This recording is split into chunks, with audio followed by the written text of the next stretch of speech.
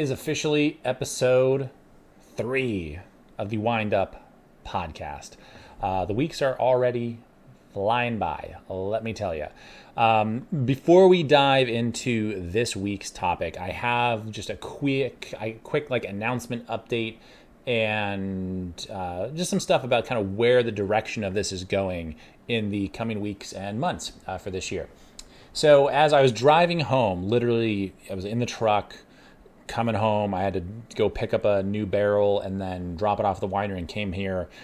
And I figured out exactly kind of how we're going to organize this and how these shows are going to, kind of evolve as the year goes on.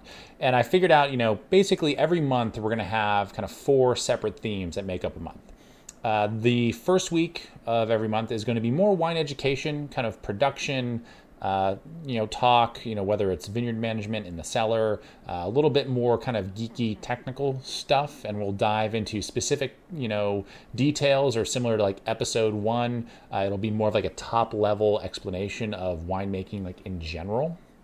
Week number 2, which will be this episode, this is going to be more opinion. These are going to be kind of questions that have popped up over the course of my career in the wine industry. I'm going to dive kind of deep down into them and provide some insight and probably talk a little bit of shit and just see where the conversation goes as we kind of go through the half hour or 45 minutes that we're chatting.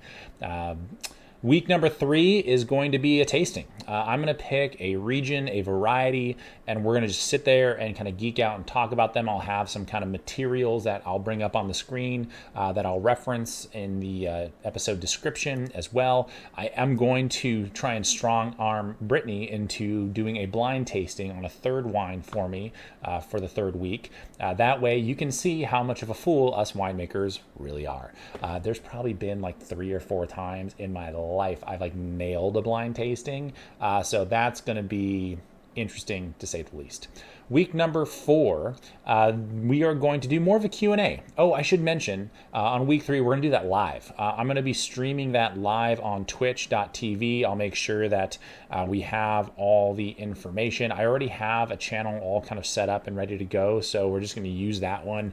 And I'll make sure that we announce that in the weeks leading up to it. It's likely going to be a combination of some of my internet and gaming friends and also some friends and clients and club members, hopefully, as well as we dive into those tastings. So that should be a lot of fun. It's going to be a very eclectic group of people that show up to those.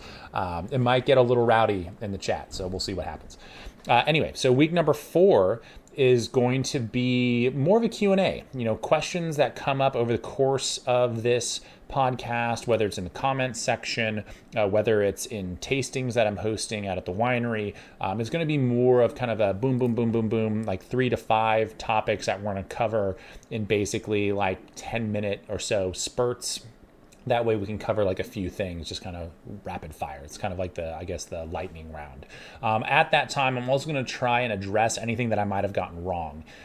This was something that happened in episode 1 as I was editing it, and then getting it all posted up. Because I do all of that as I rewatch the episode and kind of make notes as I go. And I have a few like markers and timestamps of things I need to double check. And you'll see, throughout this show is that I'll probably have like text pop up randomly throughout some of the videos. That way I can kind of self-correct as I go, because I'm sure there are going to be things that I'm going to say that are, especially if I'm going off the top of my head, things that are going to be inaccurate or just flat wrong. And I want to make sure that I have the opportunity to right those wrongs and make sure that I'm giving you accurate information. So there will be room for critique as always, and I'll try and do that to myself as much as possible. That way I'm not providing any inaccurate information over the course of these episodes. So, as a reminder, episodes are going to be released every Wednesday, typically Wednesday mornings is when we'll premiere them on YouTube.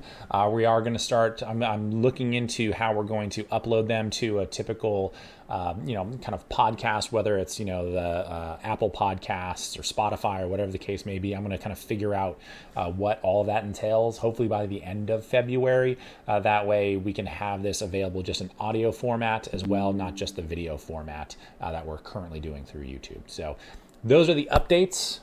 Can't wait to share more stuff with you. And we are going to start this week, week 2, the second week in February, with an opinion piece. And this is going to be one that comes up. Actually, this topic comes up a lot less than it used to. And that's kind of been the trend over the last probably 15 years or so. But it's something that we still bring up, and it's something that we talk about on a fairly regular basis, and it gets brought up between wine consumers and winemakers and industry people all the time, and that is wine ratings. What do they mean? Are they useful? Aren't they? What should I look for? What should I be cautious of? And I'm going to preface this with my own just stark opinion that I don't think they're very useful anymore. The anymore is important. But for those of you that know me pretty well, for all my good friends and colleagues, for even some of our clients and club members, you know I tend to have a pretty dry sense of humor. You know I can be sarcastic. I tend to be a bit of a contrarian just for the sake of doing so. I also love to play devil's advocate. It's one of my ultimate favorite pastimes because anytime someone has a staunch belief in something, I feel like it needs to be challenged. I do this with myself because I believe that it's the only way we grow as human beings, is to challenge your beliefs and try and understand things from the other side of the aisle. And it's okay if you still don't. It's okay if you still disagree. That's all good. The important thing is that you're open to having a rational discourse and conversation about it. So with that in mind, I'm going to tell you why wine ratings are great first, and then I'm going to get into the stuff I don't like. And actually, to be fair, I'm going to start with stuff that I like about ratings and end with stuff that I like about ratings. And the middle is going to make up the stuff that I think is insane and why I think they're silly. So let's get it. So the reason why wine ratings are great, and I can't even say that with a straight face, is it can be a good roadmap. They can be a great guidebook. This is something that I think why they were created. Although I've never been able to sit down and talk to Robert Parker about why he created the 100-point scale and started the Wine Advocate and doing all this stuff. I've never had that conversation with him, but as an industry professional and someone who grew up in and around it, I think that's why he created it, was to give people a guide. You know, wine in the United States, when people were just starting to get into it, was relatively new. I mean, wine was being made here, but wine wasn't really being marketed as a beverage in the U.S. for a long time. I mean, Prohibition, in essence, wiped out the entire wine industry outside of a handful of wineries and people that were bootlegging. But bootlegging really was beer and mostly whiskey, right? Like, that's what you always think of. You always think of whiskey. So, you know, pretty much overnight, once Prohibition was repealed, the United States became a beer and cocktail culture. And with that, you know, wine was tertiary at best, right? It still is. I mean, we drink more wine, I believe, now as a nation than any other nation, but our per capita consumption is still relatively low. I haven't looked at those exact stats. I'll try and find a link to that because it's actually kind of fascinating data. If I can find it, it's in the description. If there's no link there, then sorry, I couldn't find it. But typically that stuff's out there, and it's worth looking up if you're just interested in how alcohol is consumed in this country. Anyway, you know, wine was very much tertiary. And when wine started getting into kind of mainstream, it was hard to decipher. You had all these French, German, Italian, Spanish wines. You had some stuff coming from California, some stuff, you know, from other places within the U.S., and it was hard to decipher. It was something that was just, it was hard to read labels, understand what was happening. What is Cabernet Sauvignon? What does this pH number mean? Why does this wine have flavors and hints of cherries and vanilla and spice? But it's just grape juice. Like, what are we talking about? So, you know, these rating systems and these reviews really, I think, were created to give people that reference point of like, hey, here's a personal recommendation. Here's what you can expect flavor-wise, structure-wise. If you're into aging wine, here's what that means and what it looks like for this particular wine, right?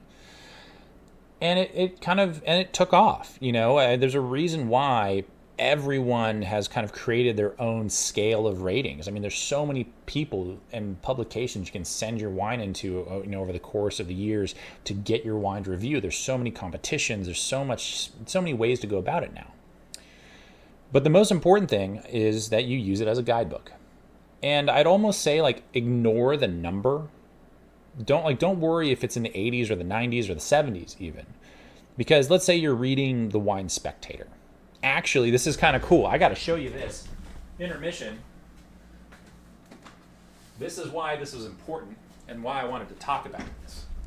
And this is why I keep props all over this place. Check that out. Look at that bottle that's on the bottom there. This is the annual Cabernet report from the Wine Spectator in 1991, November 15th. And this is when the 1998 Con Valley Cabernet ended up on the cover of this bad boy. Wild.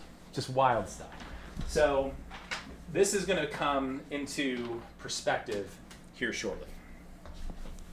It's super, I think, improper to like stand up and do stuff during a podcast, but I'm doing it anyway because this is going to fit in very well into what I'm talking about.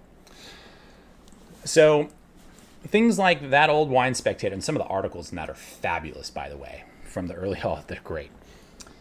But no matter kind of what that number is, if you're reading the Wine Spectator, and let's say you're looking for white wines, and you know that if the Wine Spectator puts white wines in like the high 80s, and for whatever reason, whenever they're in the high 80s, you just seem to like those wines, you have your recommendation. You have your buying guide, right? That doesn't mean you have to get the perfect rating or the 100-point rating necessarily.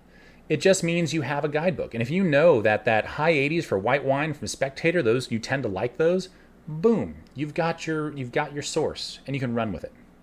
If you're reading, what Antonio Galloni does, or Lisa Peretti Brown, what she was doing at the Wine Advocate, I think she's left and doing her own thing now, I believe. I mean, Jeb Dunnock, just James Suckling, whoever, Jim Lawby, whoever you're paying attention to, the Wine Enthusiast and Spectator, and whoever else. If you know that within like a certain range that you typically like those wines, there's your guidebook. Those ratings could be considered low. They could be considered high. Doesn't matter. The number really doesn't matter as long as you know kind of where that range is and that there's a good chance you're going to enjoy that wine.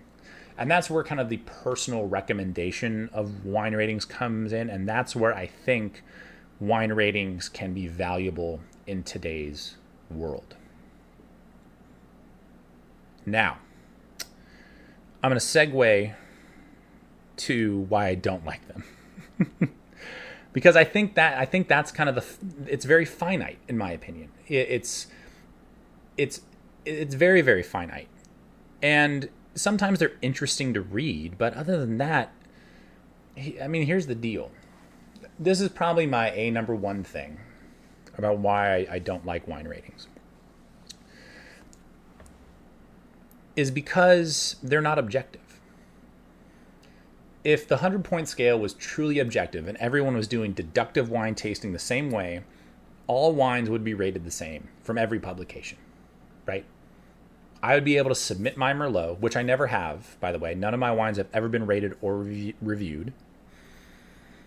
But if I were to, I could submit it to 6 of them, and they would all come back either the same or within like a small range. I give it a little variation. Of course, I go like margin for error, right? And that's not the case. And this is something that happens regularly, and this has been my experience working for larger wineries. And the number one thing is that you're not just submitting your wines to one reviewer. Very typically, you're submitting to a handful of them. The reason you do that is there's probably a reviewer that you know that is going to rate your wines or kind of favor your wines and your style and what you're doing. There is some bias there. 100% there is. There's a reason why my family typically leaned on the opinion of Robert Parker for a long, long time. One was because the Wine Advocate didn't allow any advertising, so there was no bias in that sense, which is a big thing, whether you like to believe it or not. You're not going to bite the hand that feeds you when they submit a wine for review and they're paying you advertising dollars. Just saying. And he didn't do that. Not until the Wine Advocate was sold, anyway. Number 2, he tended to really enjoy Con Valley wines. he also had coined a phrase, unfined and unfiltered, which is something that they did. My grandparents, my grandfather and my father, that's something they do. So it fit into kind of like his style and kind of what his bias of wine was. And I'm not saying it's a bad thing. It's just that was the case. Like it's the reason why these aren't objective is because you have people that just have their own expectations of what wine should be or what they think is important, and that differs from person to person. It's not an objective process. It's a subjective process, as it should be, because wine is very subjective. It depends on what mood you're in, what food you're eating, any number of things. There's so many variables when it comes to drinking and enjoying wine. So it shouldn't be objective, in my opinion. So that's kind of my big pet peeve, is that there's kind of this idea that's like, oh, if it got a 98, it's obviously an A+ wine. No, it's not. It's not. It's probably very good. I mean, these people have probably tasted plenty of wines. They know what good wine is versus bad wine. They can pick out flaws. They can pick out stuff that doesn't work necessarily. But that doesn't mean that you, the consumer, or me, a winemaker, will like that wine. I mean, all of us have gotten a personal recommendation of a product that didn't work for us or that we didn't like, right? We all have. That's happened. And that's where that subjectivity comes in. And it's something that I have an immensely hard time getting past that, because the folks that put a lot of weight in ratings, I'm like, that's one person's opinion. I want to know what you think. Like, I don't care if this wine got 100 points. That means nothing to me, especially if I don't like it. I've had 100-point wines that I do not like. It happens. I've had wines that are rated in the low 80s that I've adored. So, it's not a surefire thing. And that's probably my biggest pet peeve with wine ratings, is that they kind of put you in this box. And I think it's tough to escape that box when you're kind of in that train of thought. And I have very, very talented friends in the industry, as well as, friends outside of wine, and they still they'll still like, oh, they'll open up a bottle of wine because we're over for dinner, like, oh, and this got such and such points. And I'm like, I look at them like, what? I don't care. This means like, like the wine's good. I like it. You don't need to rationalize your purchase because it got a high score. Like, it's a good wine. You opened it. I'm assuming it's good. You have good taste. I like the wine you drink. That's why I come over to your house. That's why you come over to my house, so we can drink each other's wine. So again, it goes back to kind of that personal recommendation kind of vibe that I started with, because it's not a subjective process. It's just not. It's not an objective process. It's just not. It is a subjective process. Sorry, I got excited. I started talking fast and I forgot what I was saying. The second reason, well, kind of piggybacking on that, and the second reason that I'm not a huge fan of them is that when you're submitting a wine and you're submitting it to multiple reviewers, there are going to be those differences. And I've seen wines for companies that I've worked for, who will remain nameless, that rated in the, mid 90s, maybe even high 90s in one publication, and were in the high 80s in another publication. There's a big difference between a B+ and an A+, in my opinion. And again, going back to the objectivity of these, that doesn't make a lot of sense. Give it a couple of points wiggle room, sure. But you know what the winery will do, and this is exactly what we did. I've worked in marketing. I know how this works. Is that they sweep that high 80s under the rug and they publicize the high 90s. Because, that would be stupid. Why would you publicize the B+? Like, you got the A+. Like, don't muddy the waters. Just ignore that one. That little guy, don't worry about that little guy. That happens. And that's, I guess, maybe a second benefit. I said I was going to start with one benefit and then kind of get in the heavy stuff, but there's a second benefit now that I'm kind of getting into this. And that is that it is a marketing tool for wineries. This is not so much, it doesn't involve you, the consumer, but it's for wineries. It is something that is like, hey, if we get a high rating, that means we're getting a personal recommendation. That means we're getting in front of the clientele of this publication, this website, this blog, whatever, and we can expand our reach and market our wine to the people that pay attention to ratings, which are theoretically wine geeks and collectors and people that are willing to buy more wine. So it's a great marketing tool for wineries. But I think there's a big caveat to that. And this is something that I encountered more so maybe 7 or 8, maybe a little longer ago, 7 or 8 years ago, maybe a little longer.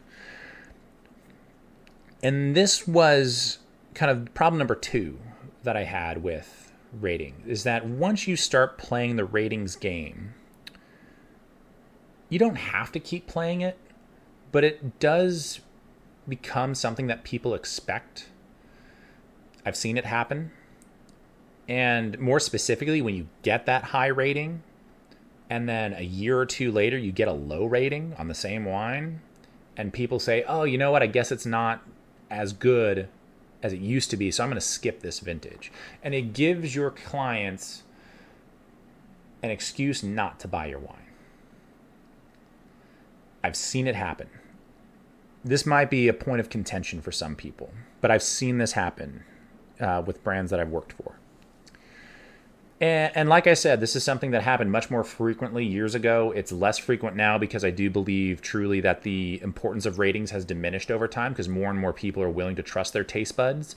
But this is the main sticking point as to why I don't get any of MTGA reviewed or rated in any way, shape, or form. I don't enter my wines into competitions. I don't do any of that. I've sat down with one reviewer in particular at the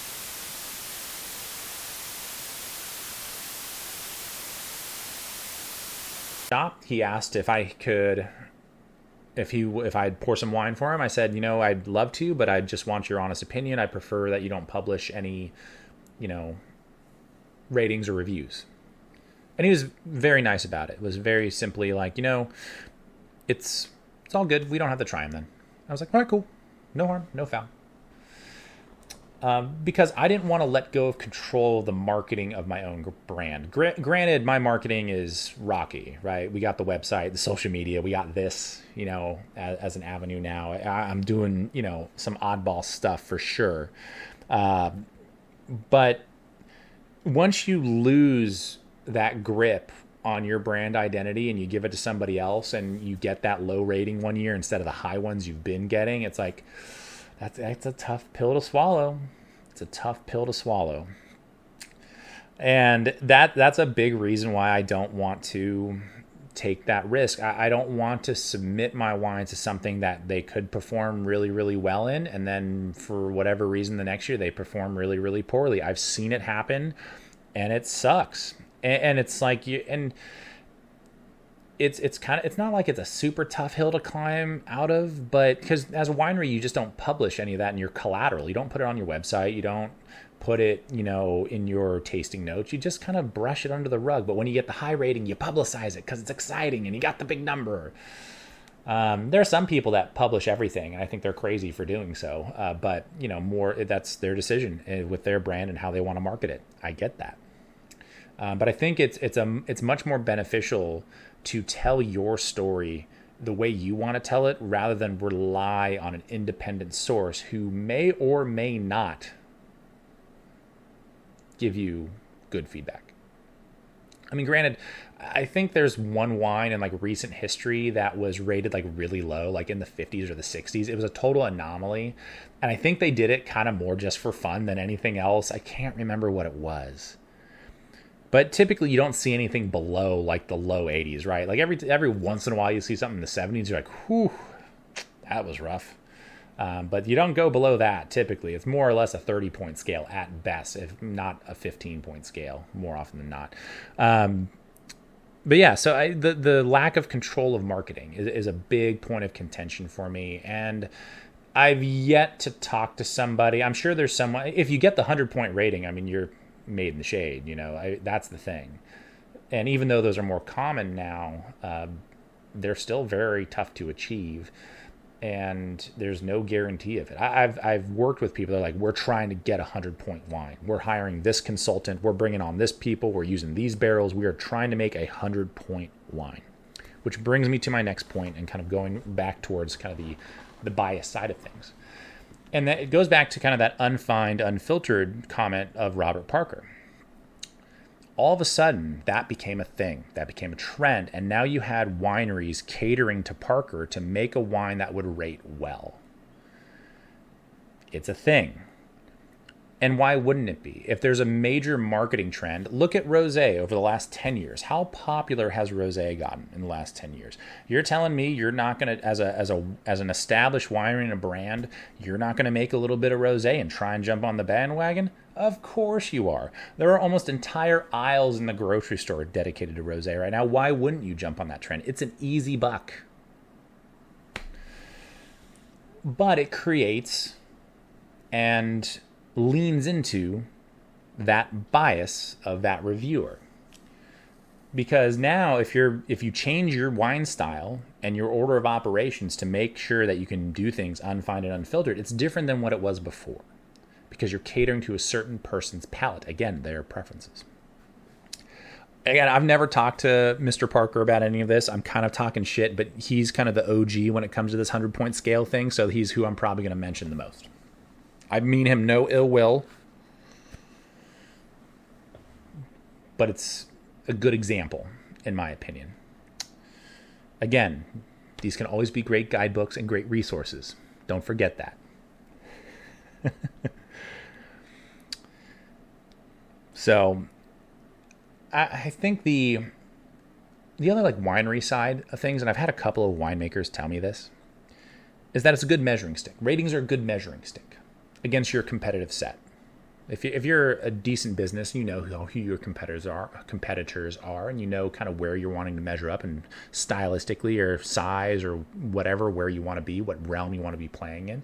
And if your other competitors are being rated in X publication, if you get rated in that publication as well, you're going to have a measuring stick as to where you compare. Are you below the field? Are you above the field? Or are you in the middle of the pack? Okay, fair enough. I buy that. One did tell me that it was more of a measuring stick for themselves, that they were making their wines consistently year in and year out, and that, because this person is unbiased, that it was a great reference point, which I call bullshit on 100%. Because if you're a winemaker worth their salt, you know your wine's consistent. The reason you know it's consistent is because you're the one who blended it. You're the one who made it. And typically, this is how I do blending sessions. It's how I've done blending sessions with other people and talked about it with other winemakers, is that you have your new wine that you're putting together, that you're getting ready for bottling, and then you have your control of the prior vintage right next to it, and then maybe you have a couple more vintages behind that. And you do kind of a vertical tasting, everything through the stuff that you're about to bottle. And the reason you do that is you want to make sure that that story is complete, that it's consistent, that it's coherent. If you're relying on ratings to tell you that your wines are consistent, I don't know what to tell you. I've only had one person tell that to me, so that's very much an anecdote. So I can't say that there are a lot of people that use that as a tool for that, but that blew my mind that was their opinion of why ratings are good, and I was like, oh, that's no, absolutely not. That makes no sense whatsoever. Yeah, that one blew my mind. So I think I'm trying to think of the next thing. I completely just had a brain fart. I lost my train of thought. What were we talking about? So we're talking about why they're good. They're a great reference point. Why they're bad. They're not objective in any way, shape, or form. Wineries use them for marketing. The variability in ratings and how that affects your sales. We talked about that. We talked about the bias and changing wine style and why that is good or bad for the industry kind of as a whole. There was one other big thing that I wanted to talk about. Oh, this was it. I remember. I'm sorry. I completely had a brain fart right there. This is something that is another anecdote, but it really pissed me off. And I've had multiple people corroborate this story. This sounds like I'm hunting for UFOs a little bit, because I'm not going to say who said it, but I'm not going to be that guy that throws people. I'm already talking enough shit during this podcast. I'm not going to start throwing, friends of mine and brands and people under the bus. All right? We're not doing that. I'm happy to talk shit, but I'm not going to start, totally alienating the people that I love. So this happened after 2017. And there was a certain wine reviewer that had an opinion about Napa in 2017. And many of you know, if you've been, learning about wine in recent years, or you've been, in and around Napa for a long time, that late into the harvest in 2019, we had some fires roll through the area. And there was a chance that some of the Cabernet and other big reds that were still hanging out there could have been affected by it, could have had smoke taint, which literally makes your wine taste like an ashtray when it's really bad. It can be a problem. Something that many wineries are reeling from the 2020 vintage. And one of the bigger names in reviews and ratings at the time, basically in the coming year into 2018, was of the opinion that was like, oh, it's about time Napa had a bad vintage. And thinking about that statement over the years, and number one, that I've had other people like bring this up of like, oh yeah, like this is on record. Like people know this is what this person said. It boggles my mind. It also goes kind of back to, it's like, oh, what if you get that bad rating? Now you're working with people who are actively willing to talk trash about what you do and the wine you're trying to sell. Again, the control of your marketing. And it boggled my mind. And I have no idea how those comments worked out for that person. I don't know if they had any effect on them whatsoever. But if because over the years, I have considered starting to submit my wines for ratings. I really, truly have. I've thought about it on multiple occasions. In fact, probably every year I consider it. And as soon as that happened in 2017, I was like, there's no chance. If I'm consulting for somebody and they want to get their wines rated or reviewed, more power to you. It's your label. Go do what you want. MTGA will never be rated or reviewed. And it's not because I don't respect them or their opinions. I think many of them are very talented, very interesting people to listen to, and they have great knowledge when it comes to the wine industry. But some of them are snakes in the grass, and it's really tough to know who's who unless you've really gotten to know them personally. Which brings me to my last point of why I think wine ratings can be useful. And I said I was going to bookend it with the good stuff. I'm going to play devil's advocate with myself. And actually, this one is far more honest and genuine than the first one, to be completely honest. The first one you can do without. Just go buy wine and see if you like it or not. And just make mental notes or start a notebook or a journal of drinking wine. You'll figure it out, I promise. But they can be a good guidebook too. But this is more important. And this came from actually sitting down with Antonio Galloni, and he might not remember this. This was quite a few years ago, and this is when we were talking about the 2017 vintage. In particular, actually, the 17's come up a lot because that was the first kind of like fire year. And it was interesting because we were talking, and we were with a couple other people. He was actually tasting Con Valley wines that I happened to be around. I just happened to be able to sit down at the table. It was very impromptu. But I'm going to paraphrase because I know he asked this question and made this statement, but this is not going to be verbatim. I didn't write it down, but I thought it was very genuine, very honest, and very important for how some of these folks operate. It's why I don't read a lot of his stuff. I don't pay a lot of attention to it, but if there's a guy that, based on this interaction, I'm like, okay, I'd trust him. I don't know. I don't know him in any way, shape, or form outside of this. I've never talked to him since or before. It was just this little interaction was, as a winemaker, was like, all right, he gets it. You know what I mean? It was just like, he gets it. We're talking about 2017, and he had been tasting in Napa for the last like week or 2 or 3 or something insane, you know, hitting up as many wineries as he could, tasting through everything, making notes so that he can, you know, give kind of his stamp of approval on the wines and do the rating and review thing. And he said something to the effect of, you know, I knew that there were the fires in 2017, and it's been surprising because out of all the wines I've tasted, there has not been one that was spoiled due to smoke taint. And I expected there to be more. But I'm not on the ground. I'm not working harvest. I know this thing happened, but I'm very pleasantly surprised. And I don't know why this isn't more of an issue. And it was a beautiful moment of someone just being humble and willing to admit they didn't know something.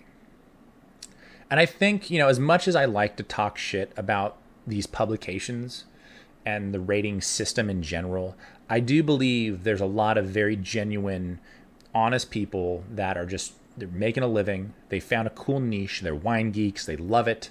And this is what they do.